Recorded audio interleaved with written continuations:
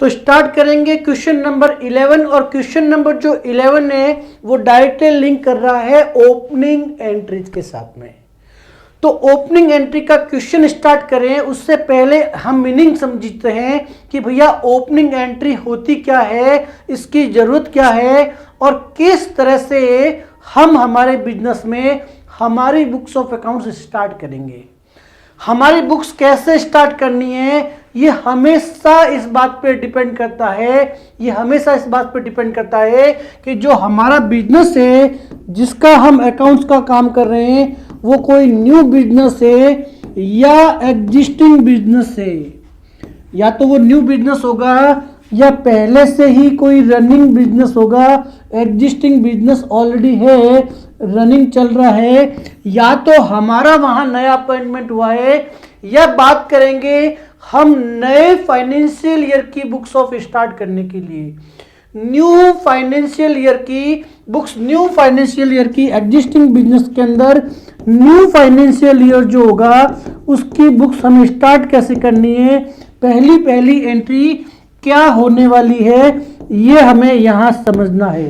New financial year की शुरुआत कैसे करनी है। अगर बात करें अगर बिजनेस खुद ही नया है तो हमने बहुत सारे एग्जांपल में किया, सामान्यतः से जो प्रोप्राइटर होता है वो पैसा लगाता है और आपके सामने ट्रांजैक्शन देखो कितनी बार आ चुका है कि mister Ram introduce capital ₹1 lakh and start his business.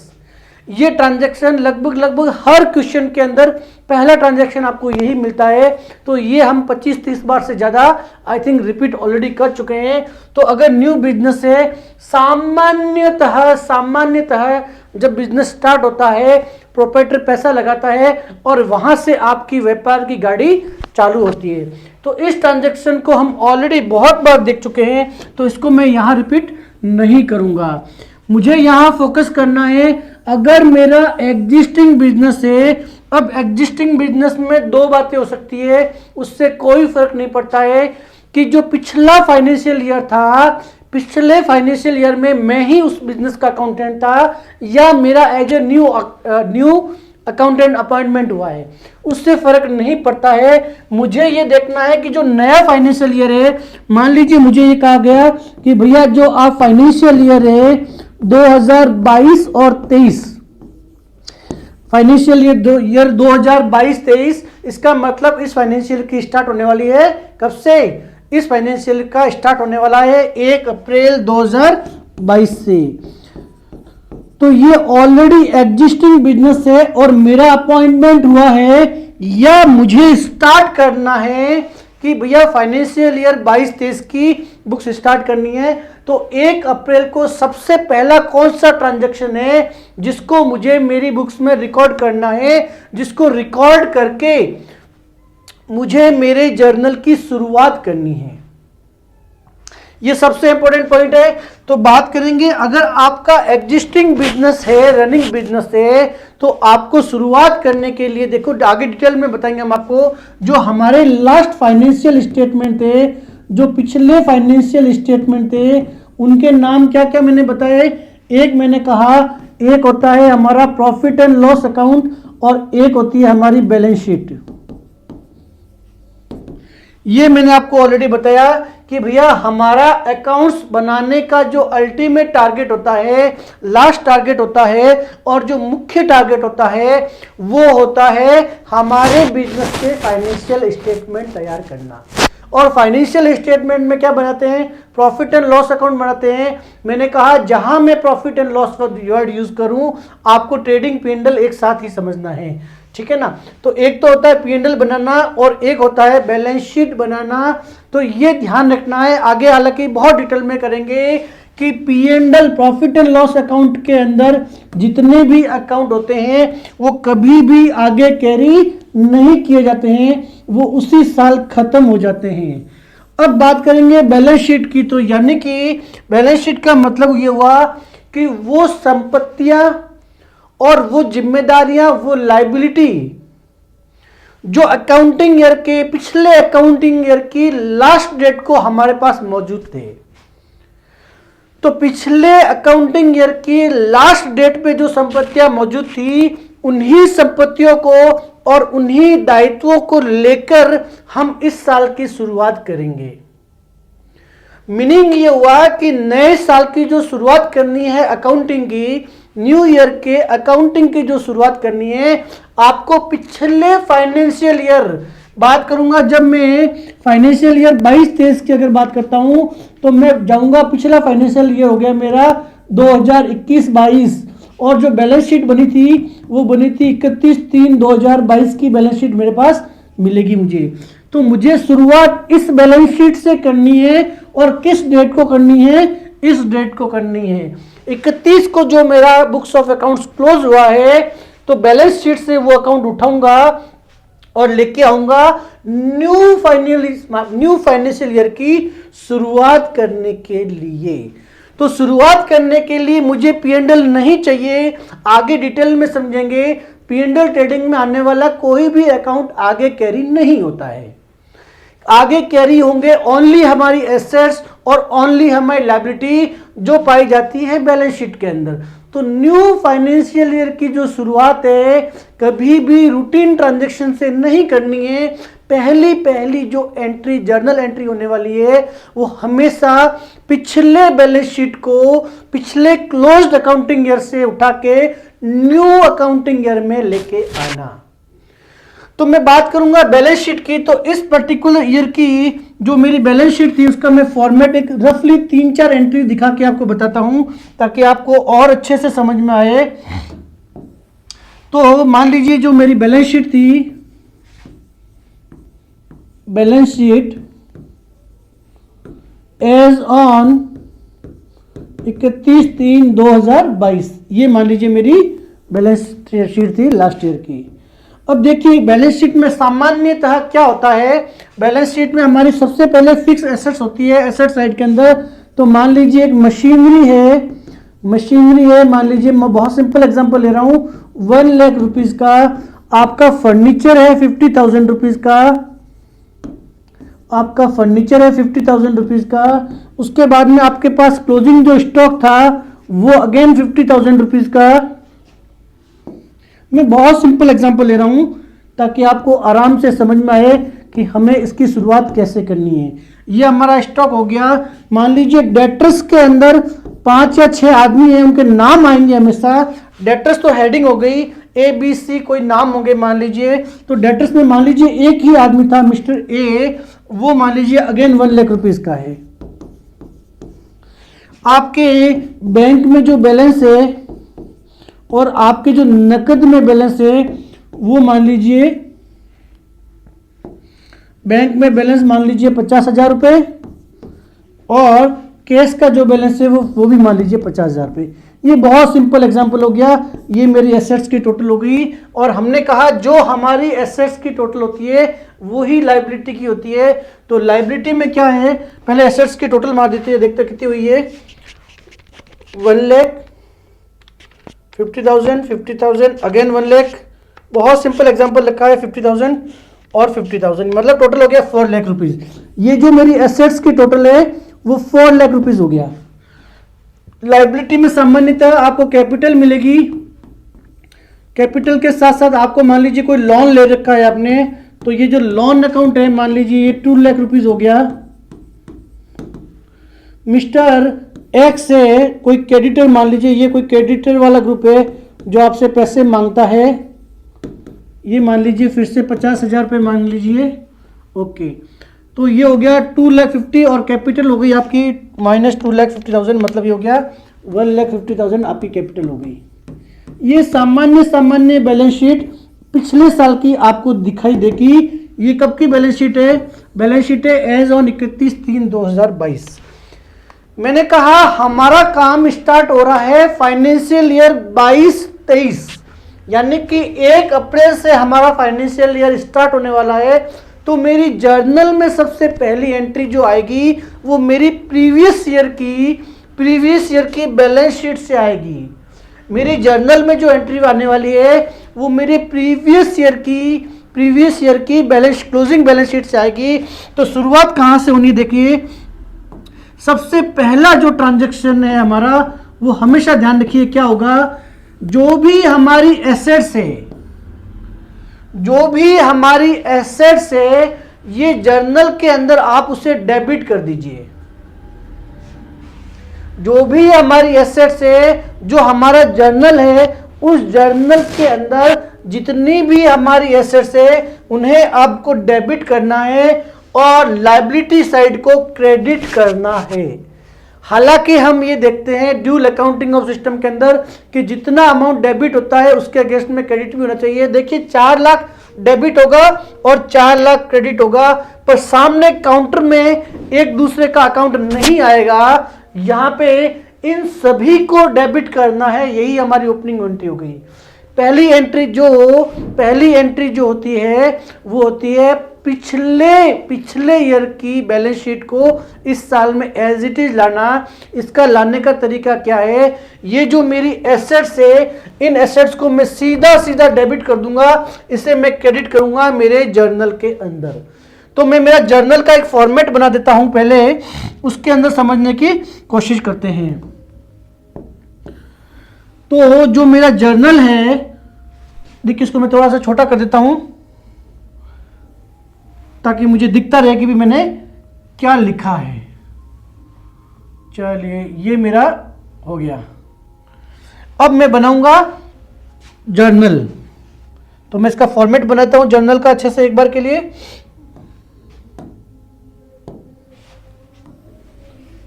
ये मेरा जर्नल का फॉर्मेट हो गया। मैं हेडिंग वगैरह नहीं लगाऊंगा टाइम बचाने के लिए। ये मेरी 1 तारीख की बात हो गई, डेट हो गई। ये मेरा क्या हो गया, ये मेरा हो गया पर्टिकुलर, ये लेजर फोलियो, ये डेबिट का अमाउंट और ये क्रेडिट का अमाउंट। ये मेरा जर्नल का फॉर्मेट बनेगा। हेडिंग आपको लगा देनी है, कोई दिक्कत नहीं, मैं हेडिंग नहीं लगाऊंगा। अब मुझे एंट्री की शुरुआत कैसे करनी है समझिए। जो मेरी एसेट्स है, पहली एसेट्स क्या थी देखिए, मशीनरी अकाउंट। तो मैं यहां लिखूंगा मशीनरी अकाउंट डेबिट। मैं क्या लिखूंगा, मशीनरी अकाउंट डेबिट। और डेबिट के कॉलम में ये जो अमाउंट है मेरा 1 लाख रुपीज का, इसे मैं लिखने वाला हूं। ये मेरा डेबिट का हो गया 1 लाख रुपीज। इसी तरह से सेकंड मेरी एसेट्स थी वो थी फर्नीचर अकाउंट। तो मुझे लिखना है फर्नीचर अकाउंट डेबिट। मेरी सारी की सारी एसेट्स को डेबिट करना है एक के बाद एक डेबिट साइड में, और इसका अमाउंट मैंने अगेन 50,000 रुपए लिखा। उसके बाद में मैं कहूंगा मेरा जो स्टॉक है वो भी कितना था, 50,000 रुपए का था। मैंने बहुत सिंपल रखा एग्जांपल को, कोई फर्क नहीं पड़ता है, कॉम्प्लिकेट भी हो तो हमें अगर कंसेप्ट पता है तो हमें कभी गलती नहीं होगी। सारी की सारी एसेट्स को डेबिट करना है। जो डेटर्स है ना वो हमेशा खुद के नाम से आएंगे, mister A B C D इस तरह से अपने नाम से आएंगे। तो ये जो मिस्टर ए है वो मेरे डेटर्स है, तो मैं उससे मांगता हूं कितना, अगेन 1 लाख रुपीज। तो मैंने डेबिट वाले कॉलम में लिख दिया। साथ ही साथ मान लीजिए मेरा बैंक का बैलेंस मैंने कहा 50,000 रुपए है, तो बैंक अकाउंट डेबिट 50,000 रुपीज, और मेरा जो कैश का बैलेंस है वो भी 50,000 रुपीज है। तो कोई बात नहीं, मैंने क्या लिखा, सारा का सारा डेबिट वाले कॉलम डेबिट में लिख दिए। ये मेरा हो गया एसेट साइड को बुक्स में लेके आना। एसेट्स के मैंने कहा था नेचुरल बैलेंस हमेशा डेबिट होते हैं। तो जब आप आगे लेजर पोस्टिंग करोगे, अकाउंट क्रिएट करना सीखोगे, उसमें लेजर पोस्टिंग करके अकाउंट को क्लोज करना सीखोगे, तो आपको ये पता चलेगा कि ये सभी वो अकाउंट है जिनके डेबिट बैलेंस होते हैं। तो जब डेबिट बैलेंस होते हैं तो मैंने इसको डेबिट में लिख दिया। ठीक है भैया, इसमें तो कोई दिक्कत है नहीं। अब बात करते हैं 2 में क्या लिखेंगे। 2 में जितनी भी मेरी लायबिलिटी है, एक मेरे पास कैपिटल, एक लॉन है और एक मिस्टर एक्स है। चलिए जो मेरी कैपिटल है मैं इसको कहाँ लिखूंगा, क्रेडिट वाले कॉलम में लिखूंगा 1,50,000 रुपीज। बहुत सिंपल हो गया। 2 मैंने लिखा, ये सब मैं क्रेडिट करने वाला हूं यहां से। तो जो मेरा लॉन वाला अकाउंट है वो मैंने एग्जांपल लिया 2 लाख रुपीज का, तो ये मैंने 2 लाख रुपीज मेरे क्रेडिट वाली साइड में लिख दिया।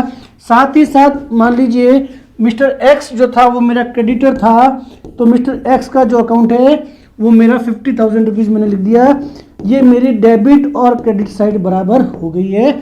इसमें अब मुझे कोई डाउट नहीं होना चाहिए। सिंपल बैलेंस शीट आएगी। प्रैक्टिकल लाइफ में ऐसा ही होता है।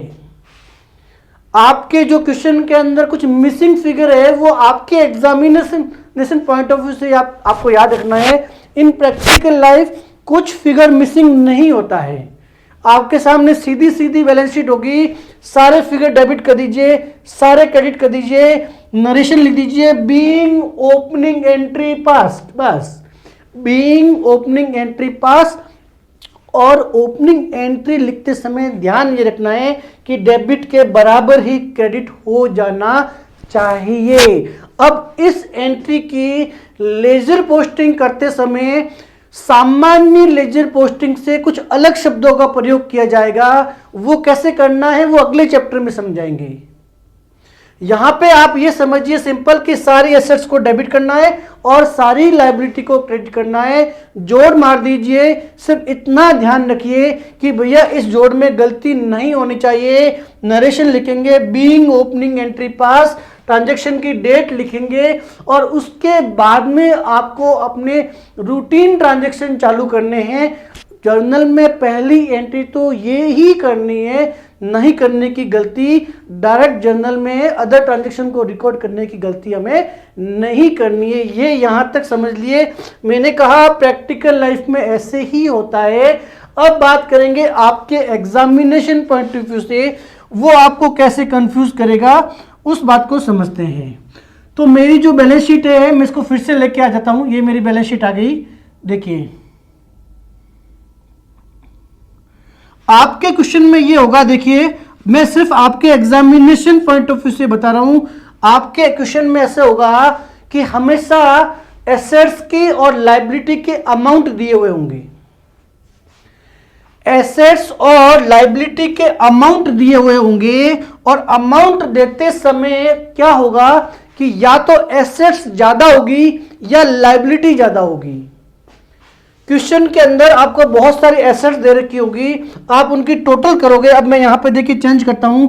जब एसेट्स की आप टोटल करोगे तो आपको क्या लगेगा, 4 लाख निकलेगा, ठीक है। और जब आप टोटल मारने जाओगे लायबिलिटी साइड की तो आप देखोगे कि भैया मेरे पास ये ऐसे बनाया हुआ नहीं दिया होगा, कंटिन्यू सीरीज में दिया होगा। मशीनरी 1 लाख, फर्नीचर 50,000, इस तरह से दिया होगा। And loan and mister X as a creditor की लिस्ट दे रखी होगी। अब हमें क्या करना है, आप जोड़ मारने जाओगे। आपने देखा कि जो मेरे एसेट्स वाले आइटम है वो तो 4 लाख रुपए है, परंतु जो मेरी लायबिलिटी वाली साइड है इसकी टोटल तो 4 लाख हो ही नहीं रही है। अब क्या करें, इसकी जो टोटल है वो तो 2,50,000 ही हो रही है, यानी कि जो लायबिलिटी है वो 1,50,000 से मिसिंग है। कितने से मिसिंग है, तो 1,50,000 का क्या करें, ये कहां से लेके आएंगे, इससे क्या मीनिंग होगा।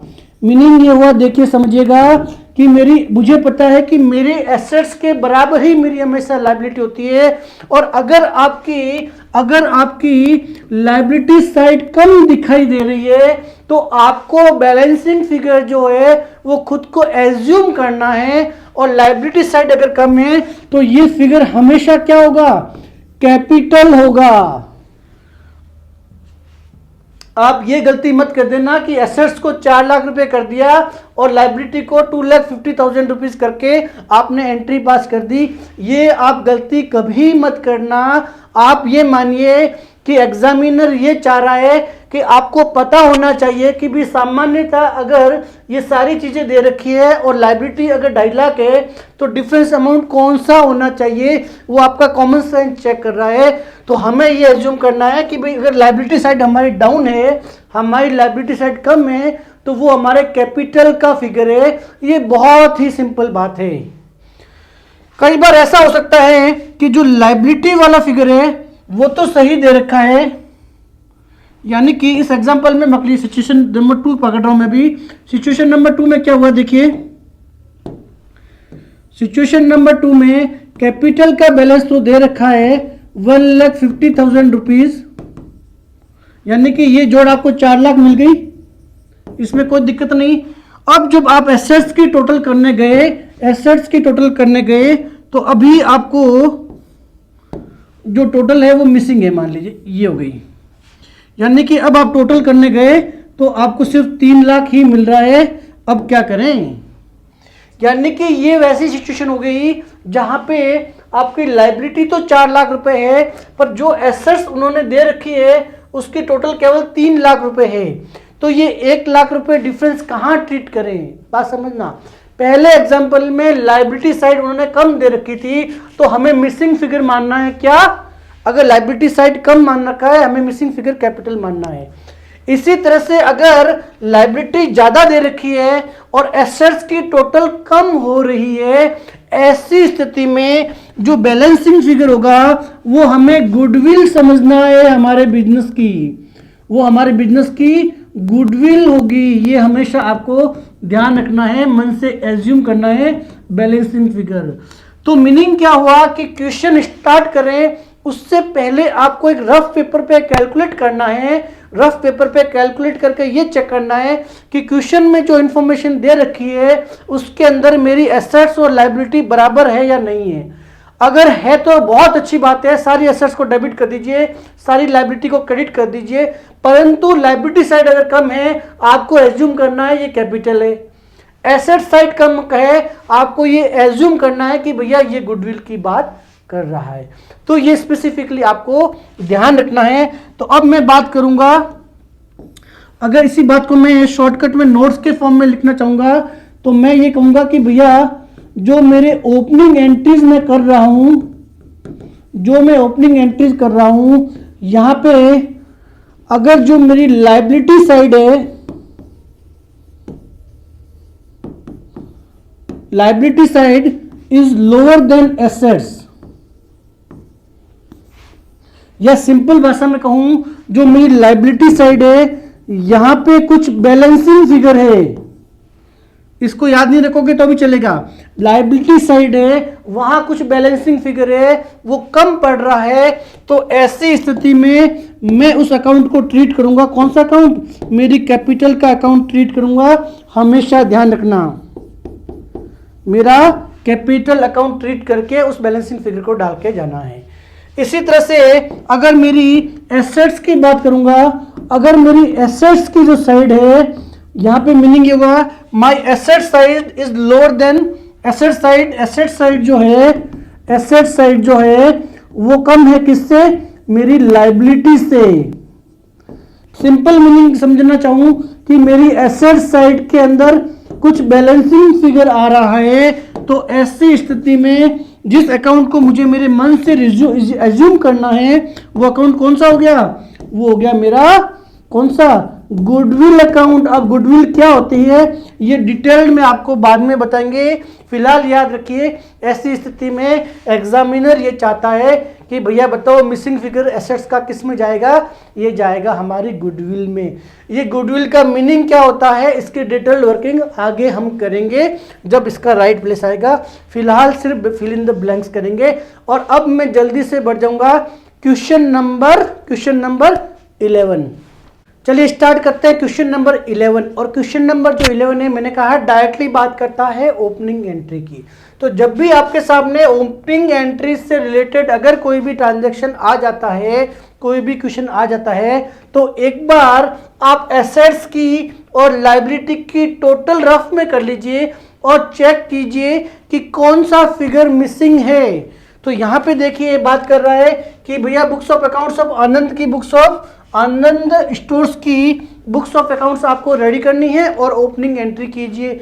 चलिए तो मैं एक बार एसेट्स के टोटल मार देता हूं। जो मेरी एसेट्स है इन्होंने क्या बताया है, देखें मेरी जो एसेट्स है ये कह रहा है कि भैया कैश है 60,000 रुपये। चलिए कोई बात नहीं, एक बार मैं रफली कैलकुलेट कर रहा हूं कि कौन सा फिगर मिसिंग है। एसेट्स बैंक बैलेंस मेरा 40,000 हो गया, चलिए स्टॉक 1,50,000, इसमें भी मुझे कोई दिक्कत नहीं। उसके बाद में फर्नीचर है 43,000, चलिए भैया ये भी हो गया। उसके बाद में डेटर्स का लिस्ट में है एक्स, वाई और जेड, तीनों की जोड़ में कर देता हूँ 145। मुझे बुक्स में दोनों सबको अलग अलग लेके आना है, ध्यान रखना। तो यहाँ मेरी जो टोटल होती है वो होती है 4,38,000 रुपीज। इसी प्रकार मैं एक बार क्रेडिटर की भी टोटल करूंगा। देखिए लोन फ्रॉम विकास, लोन ले रखा है विकास से 60,000 रुपये का। यहाँ पे क्रेडिटर की लिस्ट में मिस्टर ए और बी दो आदमी हैं और दोनों की टोटल है 52,500, यानी कि 1,12,500 रुपए हमारी टोटल हो गई। किसकी टोटल हो गई? लायबिलिटी साइड की। एसेट्स ज्यादा है, लायबिलिटी कम है, सिंपल सा मीनिंग है भैया। कुछ बैलेंसिंग फिगर कहां पे है? बैलेंसिंग फिगर लायबिलिटी साइड में है, और लायबिलिटी साइड का जो बैलेंसिंग फिगर है मैंने कहा हमेशा कैपिटल में होता है।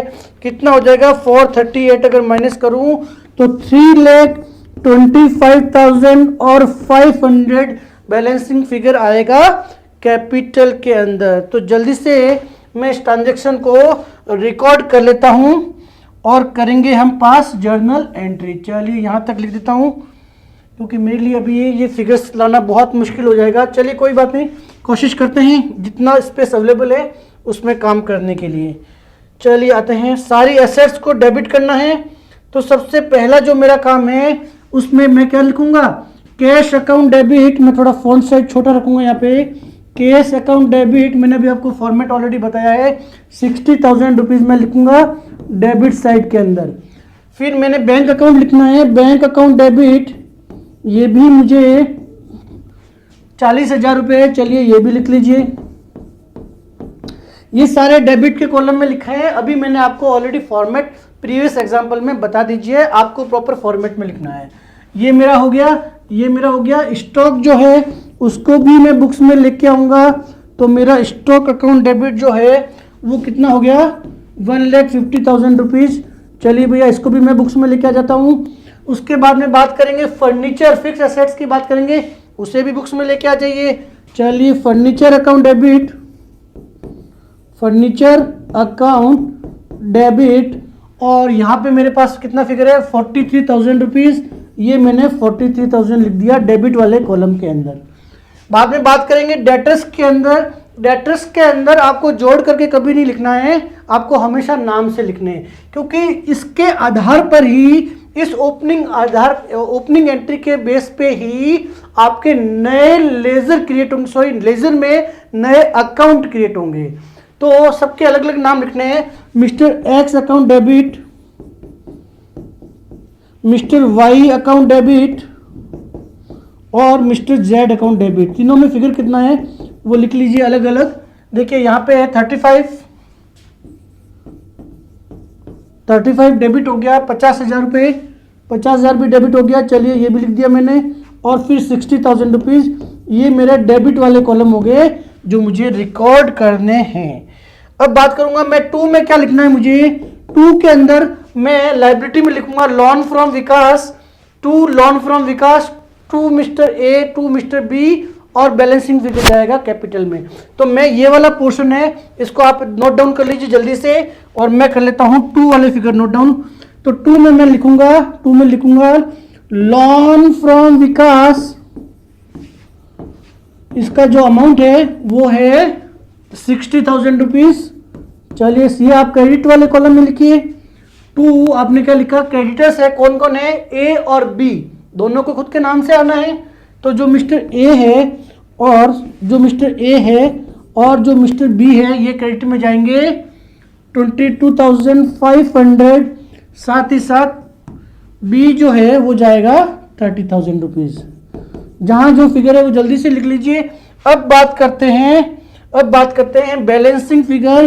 तो वो मेरा आ जाएगा 2 कैपिटल, यही तो हमें कैलकुलेट करना था। और जो हमारा फिगर था 325,500, जितना आपने डेबिट करना है उतने ही फिगर से वापस क्रेडिट करना है।